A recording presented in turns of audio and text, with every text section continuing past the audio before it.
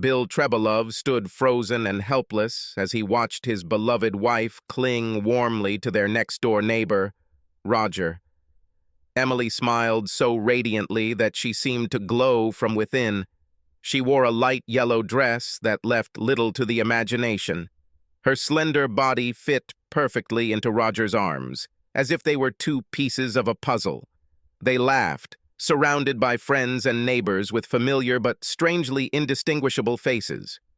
Roger whispered something in Emily's ear, and it made her giggle like a little girl. She playfully slapped him on the shoulder and then stood on her tiptoes to kiss him. Bill opened his mouth to scream, but couldn't say a word. He struggled to breathe. It seemed to him that he was underwater. He began to panic and felt his chest tighten and his pulse quicken. Roger looked him straight in the eye and acknowledged his presence with a wicked smile. He winked and kissed Emily again, right there, in front of all their friends and neighbors. This time, when he kissed her, his tongue protruded grotesquely from his mouth, and his hands boldly explored her body. He lifted the hem of Emily's dress, exposing her bare buttocks to the warm summer air, and squeezed her firm ass with his well-groomed hands. She responded with playful coos and returned his kiss with wanton lust. Roger broke their kiss and looked back at Bill. This time his smile turned into laughter. He pointed his finger at Bill, and all heads turned to follow his direction. The surrounding audience burst into raucous laughter. Some laughed so hard they spilled their drinks. Even Emily couldn't hide her laughter behind her graceful hand. Bill followed the crowd's gaze and lowered his head. He was naked, completely naked. He walked up wild-eyed and gasping for air. He turned to the table next to the bed, and at that very moment the alarm clock rang. He turned it off and turned to the other side of the bed. Like every morning for the last 3 years, he was exhausted and sleep-deprived. At first, Emily thought it was just the flu. She started vomiting and could not swallow any food or liquid. Then constipation set in, and this led to bloating and unbearable abdominal pain. When Bill found her curled up in the fetal position on their bathroom floor one evening, that's when he finally insisted she go to the emergency room and have someone check her. When the doctors ordered an ultrasound, the first thought that came to Bill's mind was that she was pregnant. "I don't want another child," he thought. "We finally kicked the other two out of the house. I'm too old to start all over again." In the years to come, he would spend countless lonely nights brooding over the selfishness of that thought and berating himself for having even thought of it. "There is no reason to panic," the doctor assured them, but the expression on his face said otherwise. The doctor described a suspicious area on Emily's ovaries and explained that a laparoscopy would be needed to get a better look at the area. Although his insides clenched with worry, Bill maintained a calm demeanor and insisted that there was no reason to worry.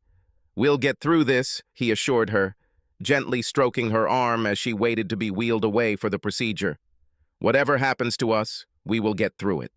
Remember when Janie got sick? We thought we would lose her forever. But that did not happen. We went through this together. Remember when we first got married? We lived in this shitty little apartment in this rundown neighborhood?" Emily smiled bravely at him. "We didn't have a penny. And then I made it even worse by getting pregnant." "Yeah, well, I guess I had something to do with it too," he replied with a smile. "And you were worried that we wouldn't have enough money to raise the child. But I told you that everything would be fine. I told you I take classes in the evenings, and I will make enough money so that you don't have to work and you can stay home and raise our child. Eventually, I would make enough money that we could move to a nicer place." "And we did it," she said, squeezing his hand and looking at him with sparkling eyes. "You worked so hard and provided for our family so well. I couldn't have asked for a better husband and father to our children. Well, don't talk like it's all over. We still have a lot to do." "I'm scared, Bill. I'm scared too, Em. But we will get through this. I promise." As Emily lay in the recovery room after her procedure, her doctor walked into the waiting room with the same serious expression Bill had seen earlier. "A tumor was found," the doctor explained, "and a sample was taken. The results would be known soon, and there was still hope that it was benign. However, given her symptoms," the doctor added bluntly, "you should prepare for the worst. Bill wandered down the corridor. The floor barely felt under his feet, and the walls became foggy and colorless. Emotions overwhelmed him so suddenly that he was not prepared for it.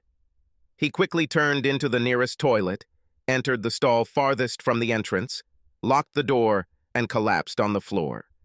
He was taught to believe that real men don't cry. But for the first time in his adult life, he cried like a child. Ovarian cancer. 4th stage. It seemed like an impossible diagnosis. Cruel joke. Just a few days before she was admitted to the hospital, Emily was as happy and healthy as ever. How could the disease develop so much in such a short period of time? Bill refused to accept this diagnosis. He told his wife they would seek a second opinion.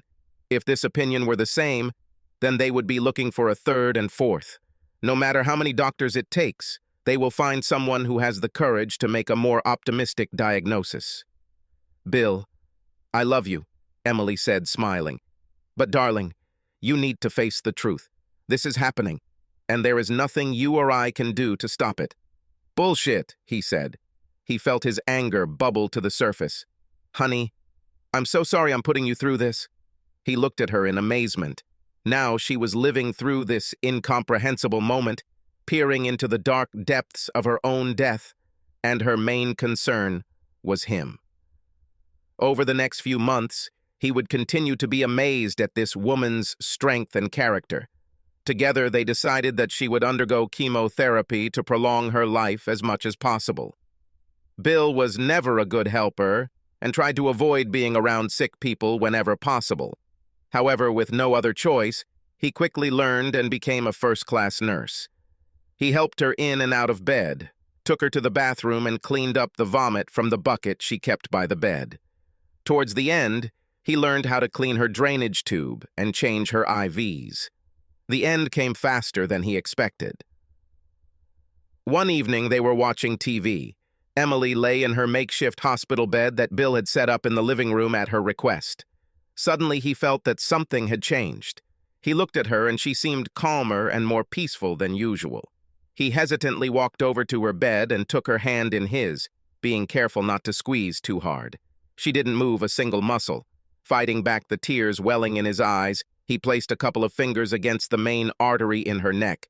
There was no pulse. Months passed in a gloomy fog. At first, friends and relatives visited him often, but over time these visits became less and less frequent. His children lived out of state, but they called often to check on him. Bill was busy around the house doing things he had neglected while he was taking care of Emily. He found that as long as his mind was occupied, he could not think about her. It wasn't that he didn't want to think about her, but he found that when he did, it incapacitated him for hours. Over time, he learned to control it a little better and focus on the pleasant memories rather than the horror of her final dying weeks. During the day, it was easy to keep his mind busy with work or various projects around the house. At night, he was left alone with his thoughts. Most nights, he just cried himself to sleep. It got to the point where he dreaded going to bed and found himself going to bed later and later and sleeping less and less. It was during one of these sleepless nights, as he lay in bed, eyes wide open, staring at the black ceiling above his head, that his life, or at least the perception of his life, changed forever. He thought about the email Emily wrote to him years ago. It was sweet and romantic, and it filled his heart with overwhelming joy when he read it. He understood better how much he meant to his wife, and how much she loved him with all her heart. He would give anything to read those words again, he thought. Having gotten rid of the charade of trying to sleep, he got out of bed and walked into his office to turn on his laptop. He scrolled to the bottom of his inbox and confirmed his fears that he had deleted all his old emails. He slammed his fist on the table and sighed. Then a thought occurred to him, and he switched to Emily's email. She wasn't very careful about keeping her email account organized, and it drove him crazy at times because she would often delete emails that he thought she should have saved. But she wasn't computer savvy enough to know that her deleted emails weren't actually deleted until she emptied them from the trash. Sure enough, when he scrolled through the deleted items folder on her account, He found messages from several years earlier. He remembered that the email she sent him was written about 5 years ago, and he went through the messages from that year, one by one. He paused when he discovered a message from their next-door neighbor, Roger. It was entitled, "About Last Night," and dated July 5th. He seemed to remember attending a 4th of July barbecue in the neighborhood that year.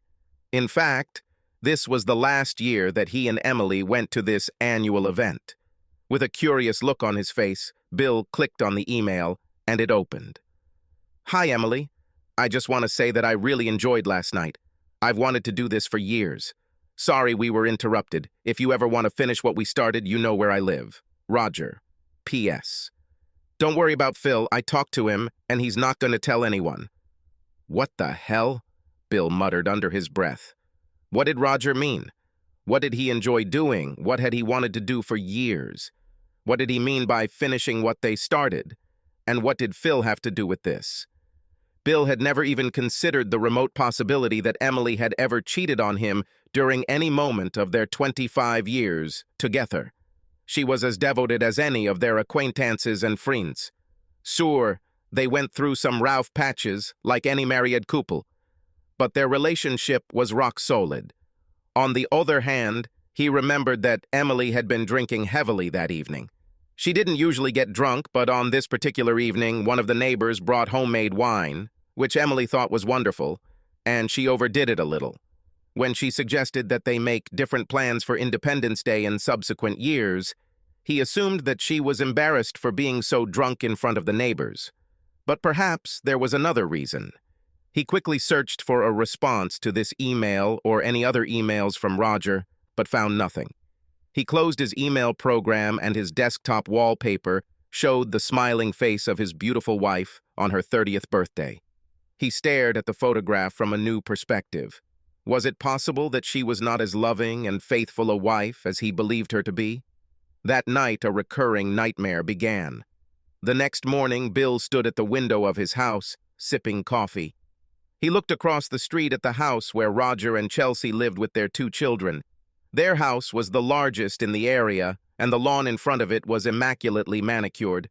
The black Lexus, sparkling clean as always, was parked in the driveway. Bill never liked Roger, from the very first day he moved to the area. Roger was a trial lawyer in Philadelphia, and apparently a very successful one. He was the kind of guy who pretended to be humble, but at the same time took every opportunity to let you know that he was better than you in every way. He was more handsome, fitter, made more money, took better vacations, owned a nicer house and a nicer car, and married a more beautiful woman. His wife Chelsea was a typical trophy wife. She was several years younger, with long blonde hair, huge breasts, and a fake tan. Almost everyone in the neighborhood suspected that Roger was constantly cheating on her, but she was too stupid to understand it. Their children were terribly spoiled and given everything they ever wanted. The plan was to sip coffee and wait for Roger to leave the house. Bill will show him the email and, if his suspicions are correct, knock out some of this asshole's pearly whites. However, as he took a sip of his coffee, the holes in the plan became apparent.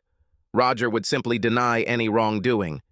The email was vague enough that it could be interpreted in any number of ways, and he was skilled enough with words to spin it any way he wanted. Even if he confessed and Bill knocked him out, Roger would sue him in a heartbeat, and that idiot would own his house. Bill downed the rest of his coffee just as Roger walked out of his front door, dressed in an expensive suit. He strutted over to his Lexus, got behind the wheel, and backed out of the driveway. Bill watched the car speed down the road and noticed another neighbor, Phil, standing in his yard, watering his plants. "This is an opportunity," Bill muttered under his breath. Adrenaline rushed through his veins as he quickly walked towards Phil's house. Phil turned around just as Bill reached his driveway, smiled, and waved. However, his smile disappeared when he noticed Bill's expression. "Is everything all right, Bill?" asked Phil. "No, not really," Bill answered. "I have a question for you." "Well, okay," Phil said hesitantly. "Ask. Why didn't you tell me that Roger had my wife?" All the blood drained from Phil's face, and his jaw dropped. He took a step back and nearly tripped over a hedge. What? How? Damn, Bill. I didn't want to cause any problems, that's all. When did you find out about this? Just now, Bill said. Oh, shit, Phil said, lowering his head. I'm sorry, Bill. Why don't you tell me what happened? Bill asked. The rage inside him made his muscles tremble. Look, Bill, it was a long time ago, and Emily, she's gone now. There is no need to dig. Bill took a step towards Phil. His eyes pierced right through him, and he looked into his face furiously, clenching his fists. Tell me what happened, right now. Okay, Phil said, raising his hands in defense. But I really think you're making a mistake by digging into this. Bill stood still and waited patiently as Phil took a deep breath and fidgeted nervously. He looked like he was about to throw up. It was at a 4th of July party a few years ago, he began. Do you remember what it was in that house at the other end of the block? Well, I didn't want to walk all that way, so I went there. Later that night, I went out to get some things from my car, and that's when I saw some movement in Roger's car. What did you see, Phil? At first, I wasn't sure, but as I got closer, I also heard some noise. I looked out the back window, and that's when I saw them. Roger and Emily. What were they doing, Phil? Bill asked. The veins on his forehead were bulging and his eyes were burning. Come on, dude. You know what they did? I'm not going to spell it out. I need to hear the words, Phil. They had sex, Phil said too loudly. He looked around quickly and then spoke more quietly. She was kind of lying in the back seat and he was on top, you know. Bill's hands involuntarily clenched into fists again, and he felt an irresistible urge to hit the nearest object. Phil must have read his mind. Hey, man, you asked for it, he said, still raising his hands. I didn't want to tell you. Yes, you are a real friend. Bill spat. You hid this from me for 5 years. I didn't think it would benefit anyone. It's not my place to interfere. I know Roger chatted to you a little after that. Let me guess. He offered you free services from his law office in exchange for your silence. Oh my God, Bill, who do you take me for? You know what, Phil? Bill said, retreating. I don't know. I don't know what kind of person you are anymore. Emily knelt down and ran her hands down the front of Roger's khaki shorts. She unzipped his fly and reached inside, removing his manly tool. She smiled and cooed. She purred. Is that all for me? She began to work on his male instrument, giving caresses. While Emily continued to please him, Roger raised the imported beer in Bill's direction and nodded. The other neighbors turned to face him, all with the same sly grins. The nightmares always ended the same way. All the neighbors laughed and pointed at Bill as he stood naked and frozen in place. How many neighbors were privy to this secret? How many of them laughed at him behind his back, just like they did in his dreams? Everything he thought he knew about his wife and his marriage was a lie. She was nothing more than a dirty, cheating slut, and their marriage was a complete sham. That juicy letter she wrote to him, which he had cherished all these years, was simply an admission of guilt. How could she love him so much and value their marriage so much when she could spread her legs for a fucking asshole like Roger? How many others has she done this for? Bill stared at the house across the street with its perfect lawn. Of course, Roger had nothing to do with the state of this lawn. He hired someone to trim it and fertilize it. This man has never done a single hard job in his entire life. How righteous would it be to go there right now and dump a bunch of rock salt on that lawn? Maybe write the word scam in huge letters so everyone in the neighborhood knows who this sack of crap really is. White-hot rage flared within him. He grabbed the nearest object, symbolically, a frame with a photograph of Emily, and threw it at the wall, breaking it into pieces. He looked around the room for anything else to throw and was disgusted when he saw pictures and reminders of Emily everywhere. He went down to the basement and emerged with a large container, which he filled with all the objects he found that reminded him of her. He stuffed the container into the closet and slammed the door. Breathing heavily, he sank into his favorite deep chair and opened a bottle of beer. Revenge replaced grief as his new consuming obsession. Roger simply could not be allowed to get away with what he did. He deserved his punishment, and Bill would be the one to inflict it. Roger needed to know what it was like to be humiliated. He needs to get over the loss, like Bill did. He deserved to lose his wife, his home, his children, and his beloved car. Everything that mattered to him had to be wrested from him. It took Bill several days to come up with a plan. It took several more to find the right woman to carry out this plan.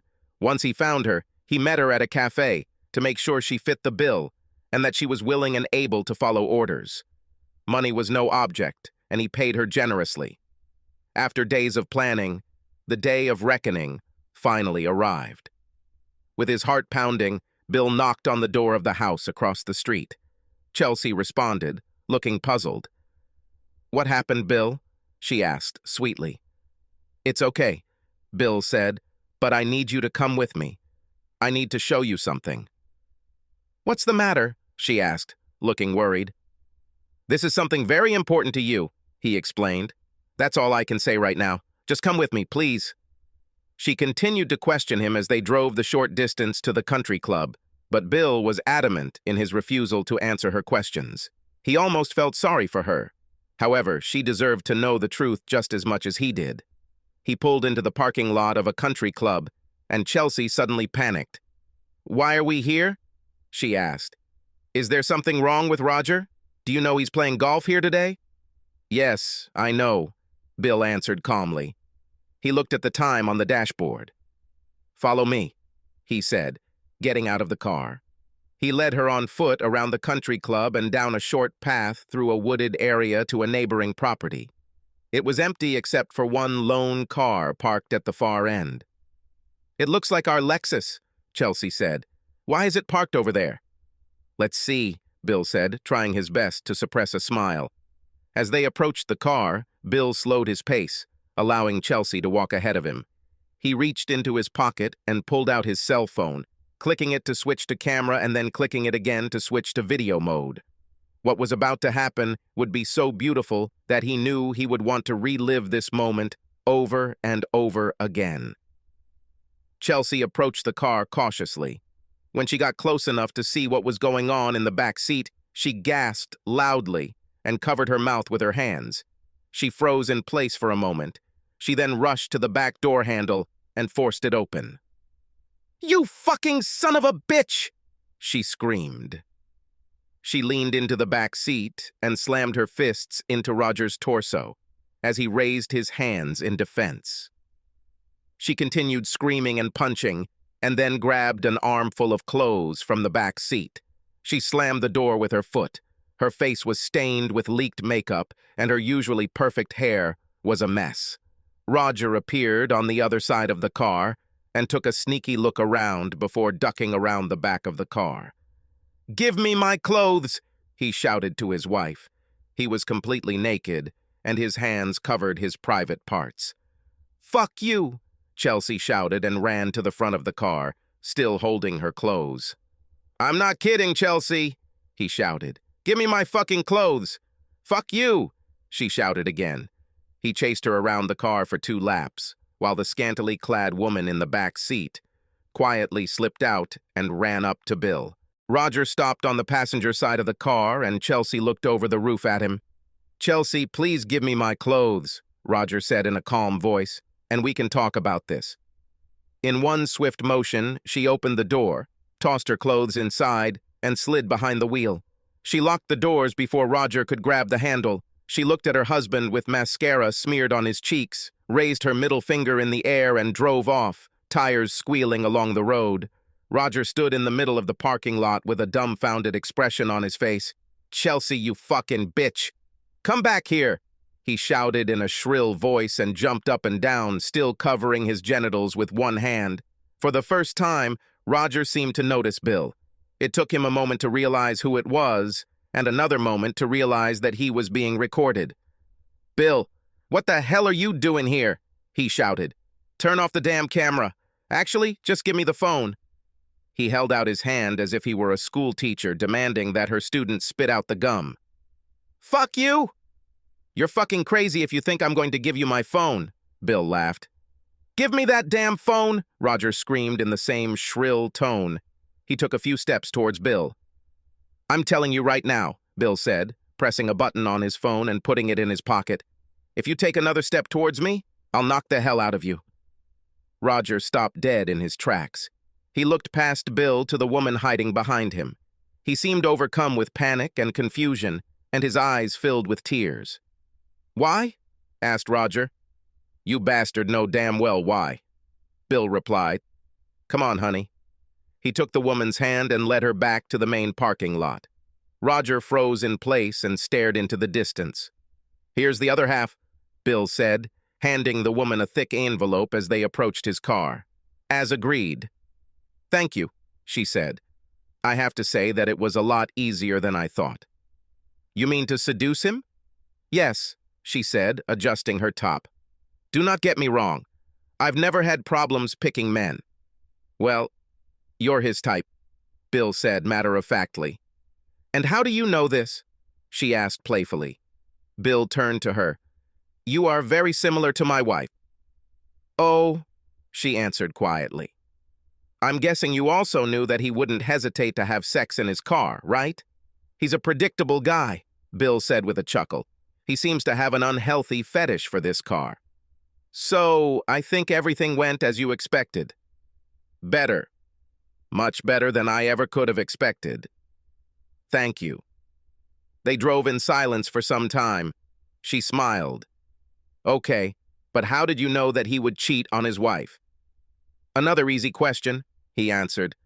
Once a cheater, always a cheater. When Bill got home, he opened a beer and watched the video on his phone over and over again, laughing until his stomach hurt. A fluffy red cat purred at his feet. Felix, he said, scratching the cat behind the ears. I haven't laughed so hard in ages. If only he could share this video with the world, he thought. He took another sip of his beer and nearly choked on it in realization. Felix, he said with a big smile, we're not done making that asshole pay for what he did. He ran up the stairs and headed straight to his office. He turned on the laptop and connected his phone. He created a YouTube account, and within minutes, his video was uploaded for everyone to see. He laughed uncontrollably as he captioned it with the headline, Wife Catch Husband Cheating, Fun Guaranteed. Incredibly, the video went viral within a week, receiving more than 400,000 views. A week later, views exceeded 2 million. Bill's Facebook friends shared the video, unaware that Bill was the one who uploaded it. When a popular television show aired it, the video went mega viral, exceeding over 100 million views. News vans began appearing across the street from Bill's house. Reporters showed up at Bill's door, asking about the whereabouts of his neighbors. People began creating parody videos, making fun of Roger's high-pitched voice and setting it to music. One of these videos also went viral, further increasing views. Roger was forced to resign from his law firm. He became too notorious and recognizable for juries to take seriously. Soon after, Chelsea filed for divorce. She ended up with a house, children, and, in a delightfully righteous twist, a car. Rumors circulated around the area that she smashed the car with a sledgehammer and then sold it for scrap. Bill watched the whole thing with stunned detachment. Justice prevailed, and he did not regret what he had done. In his opinion, now he and Roger were even, and yet he felt a cold and bitter emptiness inside him. He wasn't sure why he still felt this way until he heard a knock on the door. It was a cold winter day, and he had just added a log to the fire when he heard an unexpected visitor at his door. When he opened the door, he was shocked to see Marilyn standing there. She was Emily's best friend. They had been friends since elementary school. He hasn't seen her since the funeral. Marilyn, he said, standing in the doorway with a confused look. What are you doing here? Hi, Bill, she said with an awkward smile. Can I come in? Of course, he said. They shared an awkward moment of hesitation and then hugged each other. He led her to the chairs in front of the fireplace. Can I get you something to drink? No, thank you, she said. I won't stay long. He stared into her eyes, puzzled. "What can I do for you?" "Well," she said, "I saw the video on the internet."